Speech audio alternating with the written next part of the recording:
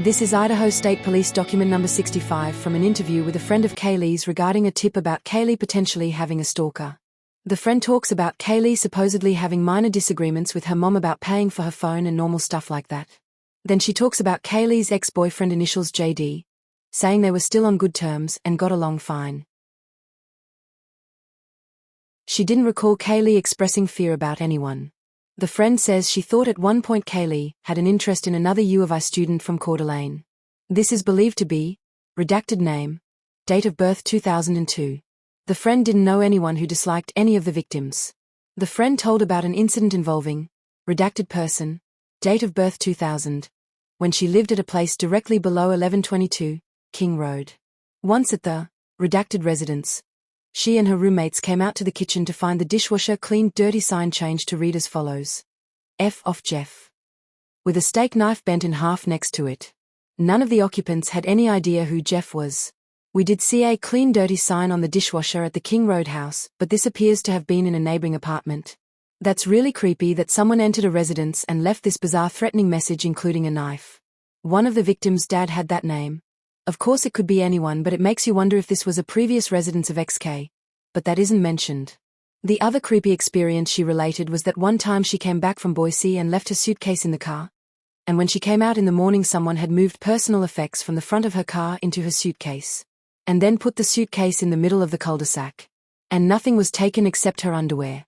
This sounds like the video we saw early in the case, from one of the houses adjacent to 1122.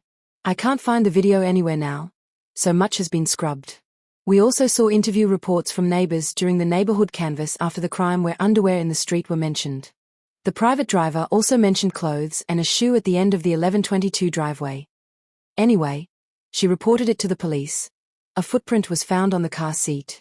The next night, she and her roommate were the only ones home but heard someone walking around upstairs very slowly. Yikes. That was scary. She described how 1122 King Road was more lax regarding people attending their parties than someplace else. She recounted several instances where she believed she was being watched by a male, name redacted. He lived in the redacted place in Moscow, Idaho. She described him as a white male in his 30s with a redacted, beginning to bald on top. She said he had a large but not muscular stature. She saw him walking around the sorority house several times. When she would return from going on a run, he would appear behind her. She would have to walk in front of these apartments on the way to her sorority, and began getting messages on Instagram from username redacted as she was passing by. From September 1st to September 15th, 2020, this user sent several messages. The user seemed to believe that she would smile and wave at them. She blocked the user on September 15th, 2020. She sent screenshots of the conversation and a picture of the male on the profile. She said the profile had since been removed. End of report. In ISP document 49, a detective conducted numerous interviews on November 17 by phone, in relation to tips received for the Idaho 4 investigation. The first person said she was in the social media video at the food truck, and she did not remember any interaction with Gonsalves or Mogan. She was with a friend named redacted, who was later identified as redacted, and had already been interviewed. She said she was also there with another male named redacted. She said she was just calling because she saw herself in the video on the news and didn't want police to have to track her down. From the length of the names, it looks like this could have been the girl who was with Joe V and Hayden V, who had also been at the corner club. Hayden was later in a stop by Tesdale and Rosendahl at the Identity Apartments as I covered in a previous video. Not sure if that's who she's referring to, but the names fit. The apartments at 331. Identity Apartments is a 2-minute drive from the band field.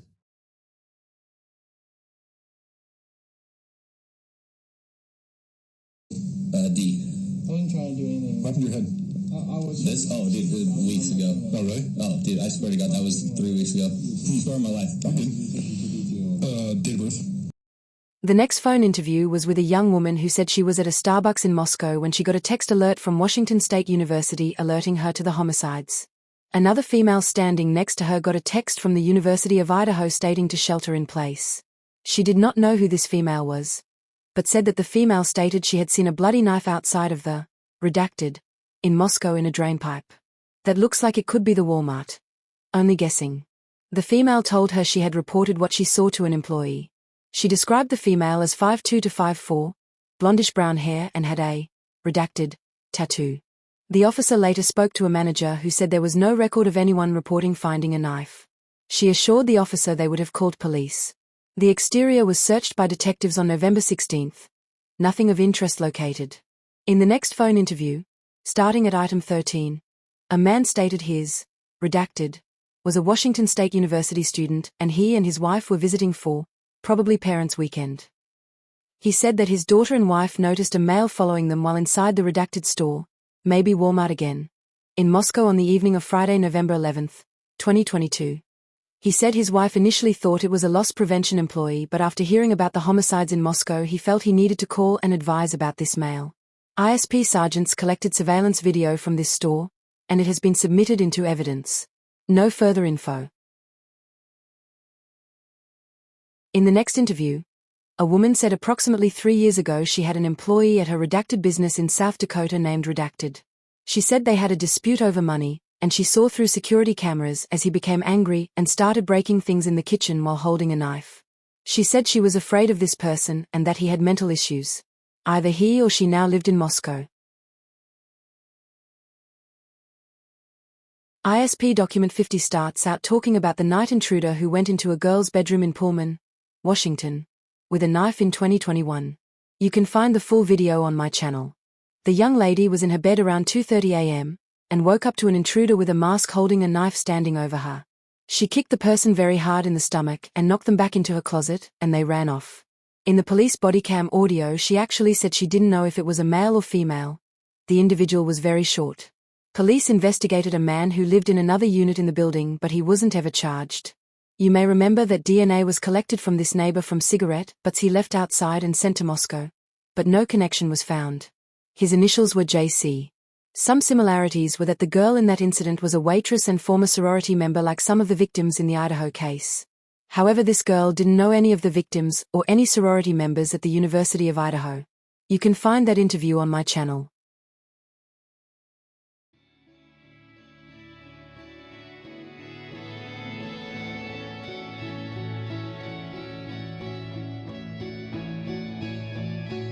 In ISP document 52, several tips were followed up with phone interviews.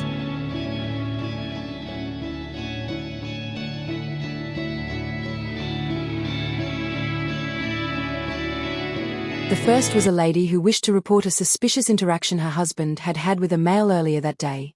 She informed that the MPD had taken the call, contacted the male, and released him after their interaction. In the next tip, detectives were calling on November 16 and spoke with a student who was in the same redacted as Gonsalves and Mogan but said they had dropped last semester. They weren't in the same sorority, so maybe this refers to a class. She mentioned a male named Redacted with a birth date of 2001 that was fairly violent and got into a lot of fights. Mogan and Gonsalves associated sometimes with this person as recently as October 2022, but she believed he had gotten kicked out of U of I. She knew that Mogan stayed in touch and talked to this person, and Redacted didn't like that. This person thought Mogan still possibly had feelings for Redacted.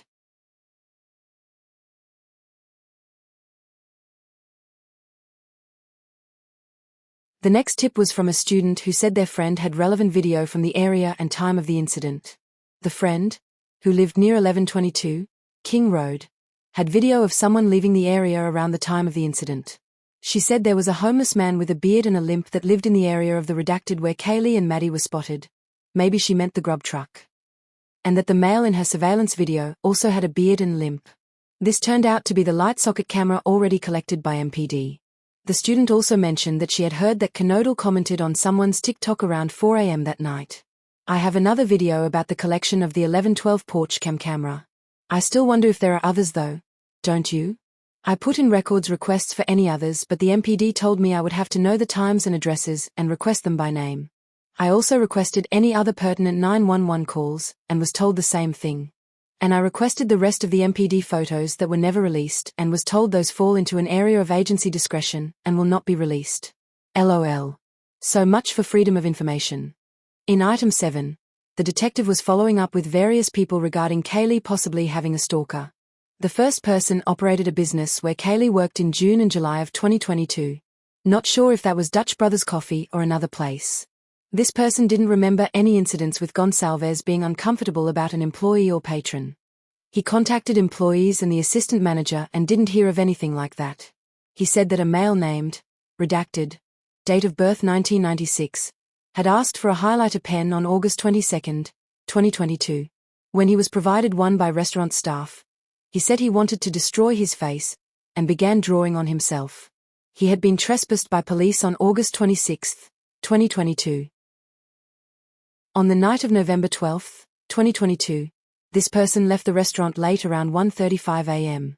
He took a taxi home where his other half was, and stated his home video system shows him there until late morning on November 13. Redacted was redacted provided the phone number for redacted and said he had been good friends with Gonçalves, Mogan, and Knodel. In next tip, the detective spoke to an individual date of birth 1999, who met Gonçalves in the 8th grade, Mogan in 8th grade, and Knodel in his junior year of college. He was friends with all of them but closest with Knodel. He said he met his girlfriend through Knodel. This person graduated U of I in spring and has never been to 1122 King Road. He had heard that a male had been following female employees in the back parking lot of redacted. The spaces there look like they could be the Mad Greek where Xana and Maddie worked but not sure. The detective writes that this was supposedly debunked. He said he had a friend named Redacted who was in Moscow the weekend of the murder, and that person told him he had been going to walk Gonçalves and Mogan home, but did not because they went to a frat party which he couldn't attend as he was not a student. He provided that guy's number. That guy, date of birth 2000, said he knew Gonçalves, Mogan, and Knodel from school in North Idaho. He lives in the Coeur d'Alene area but went to Moscow on the 12th of November. He said he texted Maddie but was never with her in person. He said his last text contact with her was on the 12th at 7:46 in the evening. He said he didn't have contact with Kaylee or Maddie that night. I wonder why there's no mention of Xana. He was not able to attend the frat party because he wasn't a student. He thought perhaps he could have prevented this incident if he had been with the girls. On the night of the 12th, he was at a party near redacted apartments. He did not specify exactly where. He mentioned he heard Gonçalves had been followed by a strange male but he didn't have first-hand knowledge of it. In item 10 the detective contacted individual birth date 2003. He didn't answer but called back later. He was roommates with Ethan last year and was currently a roommate of Redacted. He had daily contact with E, who would commonly come over to play Xbox with Redacted. Redacted was one of E's best friends. This person had known Knodel since before she and Ethan started dating. He didn't really know Gonçalves or Mogan. He identified his girlfriend as Redacted and provided a phone number of Redacted. He had gone to 1122 King Road a few times this year. On November 12th, he or his girlfriend attended the formal party and went to the Redacted party afterwards. Maybe E's frat party. He left that party around 1 a.m. and went to a party at the Redacted apartment building with Redacted and Redacted. The apartment unit they went to was referred to as Redacted. They were there until about 5 a.m. when they returned to their unit at the Redacted. They went to bed around 5:30 a.m. Redacted said he had no contact with Ethan since the formal, and did not have any contact with Knodel that day. I guess he means he saw Ethan at his sister's formal at Hunga Dunga, but didn't see Ethan or Xana at the frat's lodge party or after.